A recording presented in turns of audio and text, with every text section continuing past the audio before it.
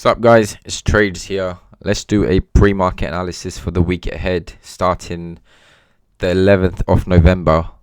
I've been out for the last week or so with election week and I was busy during the week, and also I'm quite busy going forward, and ideally because of that I only want to be looking at setups, A+ setups. I don't really want to be over analyzing the market, which is what I should be doing anyway, and it has allowed me to only take 2 trades last week. One was profitable, one was not a good trade. I entered on Friday during lunchtime, just FOMO, I guess. Went on Twitter for a bit and saw everyone was trading, and I think I wanted to get in, but I exited that trade, entered a very small position size, and still exited with like 0.25% loss, and it was an overall 0.75% week.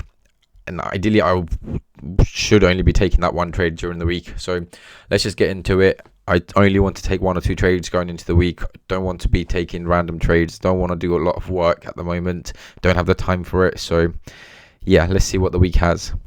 My days, yeah, we've got a big week. Just had elections, just had FOMC, and now going into the week we've got CPI, we've got PPI, we've got retail sales. Amazing. So yeah, let's see. So yeah, euro dollar. Last week we closed with this strong bearish engulfing candle that took out liquidity above previous week's high, came into this weekly time frame fair value gap as well, tapped into that fair value gap.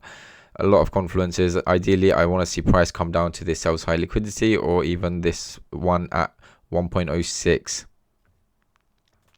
I know it's bearish and I expecting price to come down. However, one thing to note is that a candle like this sometimes can also signify a reversal eventually, because it's taken out the highs and lows and it's quite deep in this discount. We could potentially see a pullback, but that's just a prediction. I'm just doing what I'm seeing. I'll be trading what I'm seeing. We've got a massive engulfing candle that took up previous week's high. We tapped into that fair value gap and closed down. I'm expecting price to go to that sell side liquidity. That's just how it is. And yeah, so election day candle, right? We closed with a strong bearish engulfing candle. We pulled back and we pulled back into the 50%, and then we've started to, well, we're putting this bearish engulfing candle on Friday. We took out the low of Thursday's inside bar candle. I'm still expecting, like I said, price to continue lower, so I will wait until Tuesday to look for opportunities to go long. If we do reach that sell side liquidity, then I will be looking to go long. So yeah, I'll be looking to go short on Tuesday. After that election day, price pulled in on a Thursday, somewhere, I believe this was around New York close or London close open, and tapped the highs of that fair value gap and then started to display slower. Look at the way it pushed up, right? So as price was pushing up, in my head I wasn't sure what price was going to do election day, although it's strong bearish candle, right? It was obvious it was going to go lower, but because election week I didn't really want to trade. Came up and then put in this bullish pin bar, this black bullish pin bar. This is, a low wick candle. Although it's a bearish candle, it's a low wick candle that cleared the fair value gap. And when you see something like that, you're going to think, okay, we've just rejected the fair value gap, we've started to displace up, we're going to continue higher up. But then that is immediately followed by another bearish candle, and that was a good sign that price might not find more bullish support. And that after that, price continued to put in more bearish candles, and yeah, this candle that came on Friday just cemented the bearish momentum. And we had all of this, right? We had that after price failed to make that new high, we came in, we displaced lower with this bearish fair value gaps. We created a range, we manipulated that range, and then we tanked. And then I went long somewhere around here, and then I got out straight away because I fell into that trap. What I was just explaining, that trap. I was in that trap. So it's good to acknowledge the trap that I'm in sometimes, especially it came after taking out these lows, held that 60-minute fair value gap with a channel, displaced up, market structure shift with this, strong 3 bullish candles, and then after that I tried to enter on the pullback, which obviously was not a good entry. like I said, I'm expecting price to come down to the sell side liquidity, and honestly, I do think if we pull back into the range here, somewhere inside that range, we should find resistance for price to continue lower. It should not be going up higher than that, ideally, and it should just continue lower. And I won't be looking to trade long Monday or Tuesday, Wednesday, depending on how price is playing out. Then yeah, if it's taking out some, sell side liquidities, then yeah, I'll look for longs. But I don't really want to be trading long on Monday or Tuesday, unless it's Tuesday London session where we're predicting a short-term manipulation before price continues lower.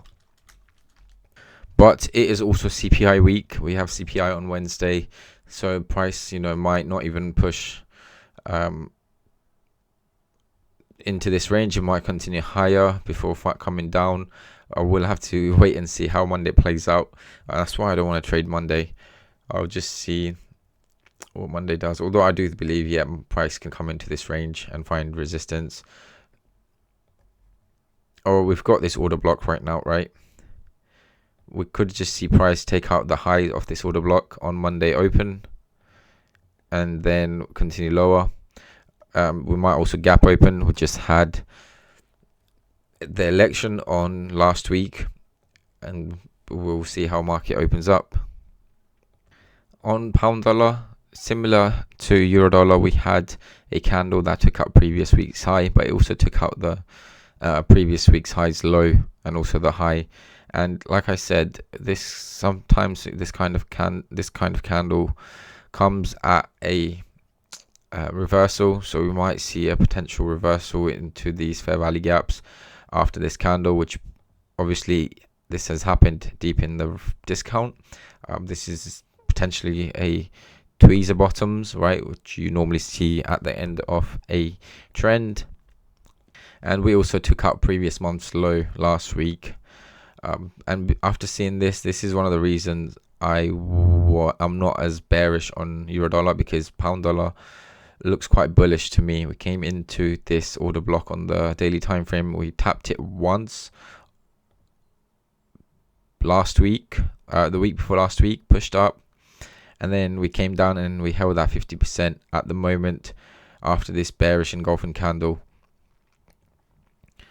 Honestly, with pound dollar, I'm not sure what price wants to do. We did have this pattern, right?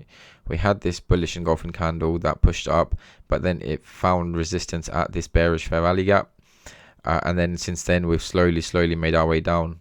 Ideally, after seeing a candle like this, you want to see price continue higher up, but because it didn't and it just failed to follow through, that to me, again, a bearish sign on the 240 time frame. And we had this price created an inverse fair value gap, which closed below last week, and we might see a retracement into that and then continue lower.